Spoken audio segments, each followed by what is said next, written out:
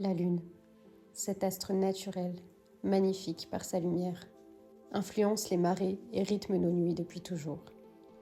Mais au fil des siècles, elle est aussi devenue un symbole puissant, associé au cycle, aux émotions et à l'énergie lunaire, souvent liée au féminin. Aujourd'hui, nous allons découvrir tous ces mystères.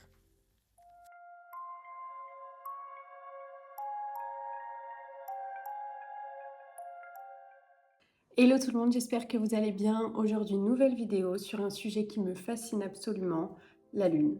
On va parler de cet astre incroyablement magnifique qui a donné d'ailleurs ce nom à cette chaîne, Moonkeeper, qui veut dire littéralement en anglais gardienne de lune. Pourquoi elle me fascine tant ? Vous me direz, je ne suis pas la seule, elle a inspiré de nombreux mythes, déjà depuis la mythologie grecque. Il y a énormément de croyances populaires sur cet astre. Nous allons voir aussi ensemble tout ce qu'elle dégage au niveau de la spiritualité, on va parler d'énergie féminine, etc. Pour la petite anecdote, j'ai des lunes absolument partout, que ce soit en bijoux, en pierre de lune, j'ai des cadres, des lumières, des carnets avec des symboles de lune partout. Je me suis fait tatouer également, mais je ne suis pas la seule en fait à adorer tout ce qu'elle symbolise. Pourquoi donc ? La Lune, il se trouve que c'est l'astre qui est le plus proche de la Terre, donc c'est peut-être un sentiment aussi de proximité avec cet astre-là qui est si proche de nous. On sait aussi que la Lune influence du coup par effet aimant les marées de l'océan, etc. et qu'elle rythme aussi également nos nuits. Il y a des gens qui sont potentiellement plus sensibles à cette lumière, qui vont moins bien dormir, etc. Et on dit aussi qu'elle influence les rêves.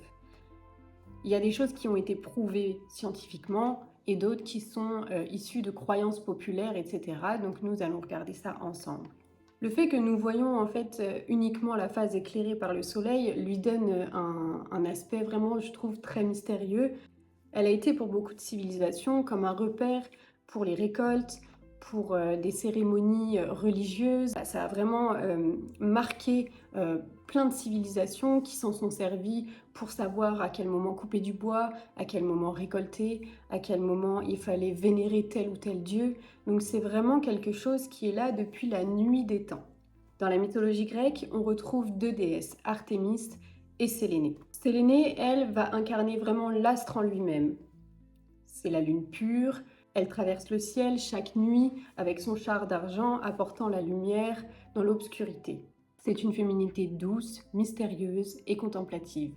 C'est une énergie féminine calme, enveloppante, liée au monde plutôt intérieur. Artémis, quant à elle, incarne plus l'astre sur Terre, l'énergie lunaire sur Terre. Elle est beaucoup plus vivante, elle est beaucoup plus sauvage, elle symbolise les forêts, la chasse, la protection des femmes et incarne la lune active. Tous ces symboles reflètent du coup l'indépendance féminine, l'intuition, la liberté intérieure. Elle protège les jeunes filles, elle veille sur les femmes et accompagne en fait toutes ces femmes dans les changements de leur vie, dans les phases de leur vie.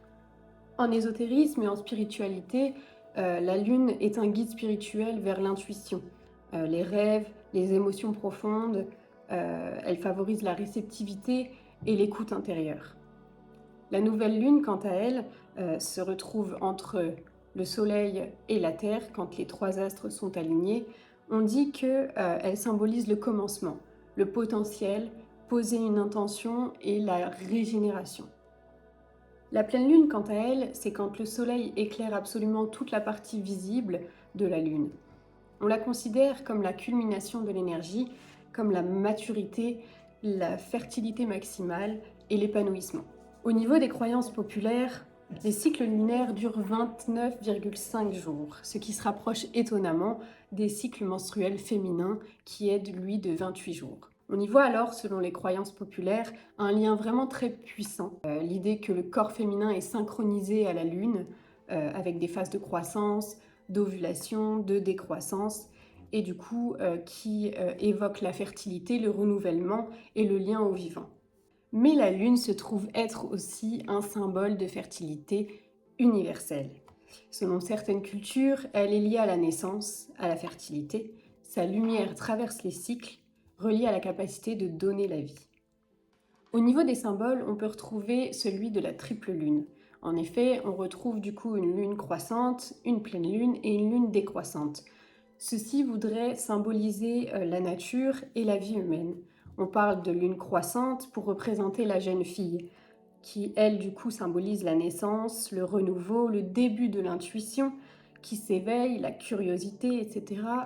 Au niveau de la pleine lune, on va être plutôt sur la mère, qui, elle, du coup, symbolise la plénitude, l'abondance, la puissance, la fécondité, et aussi la protection, une énergie qui est plutôt à son apogée.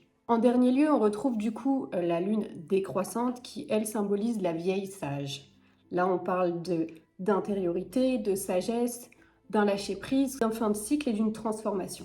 On dit aussi que ces triples lunes représenteraient le passé, le présent, le futur, la naissance, la vie et la mort, ou alors encore le corps, l'âme et l'esprit. On retrouve beaucoup de symboles, notamment dans les bijoux et dans les tatouages, qui voudraient du coup symboliser une sorte de phrase qui voudrait dire « je me respecte dans toutes ces phases-là, même les plus sombres ». Et la pierre de lune dans tout ça. En effet, on la retrouve énormément dans des bijoux tels que des pendentifs, des bracelets, des bagues, etc. Elle est surtout utilisée pour ses vertus. C'est une pierre semi-précieuse qui, à la lumière, va avoir des reflets bleus. Voilà, j'en ai pas mal. Ou encore un bracelet que vous pouvez porter directement, qui lui est direct en contact avec la peau. Cette pierre est directement liée à l'intuition, elle favorise les rêves, les messages symboliques, elle va du coup calmer les émotions très fortes, soutient les changements de phase dans la vie, elle va du coup aussi favoriser la fertilité, et c'est une pierre qui travaille en douceur mais en profondeur. Pour revenir un petit peu plus globalement sur la Lune, en tradition spirituelle et ésotérique, celle-ci est liée à l'énergie féminine, douce, intuitive, réceptive, souvent liée du coup aux émotions. Elle ne produit pas sa propre lumière, mais la reflète. Et du coup, ça lui donne vraiment cet aspect aussi mystique, magique et fascinant. Et cela renforce aussi l'idée d'une énergie du coup nourricière, réceptive, qui est souvent attribuée au féminin. Voilà, j'ai abordé quelques thèmes autour de la Lune, j'espère que ces informations vous auront plu. Et pour terminer, je dirais comme la Lune, l'intuition ne crie pas, elle éclaire juste assez pour avancer. On se retrouve pour une autre vidéo sur ma chaîne, n'hésitez pas à vous abonner et à me suivre sur mon compte Instagram. Plein de bisous!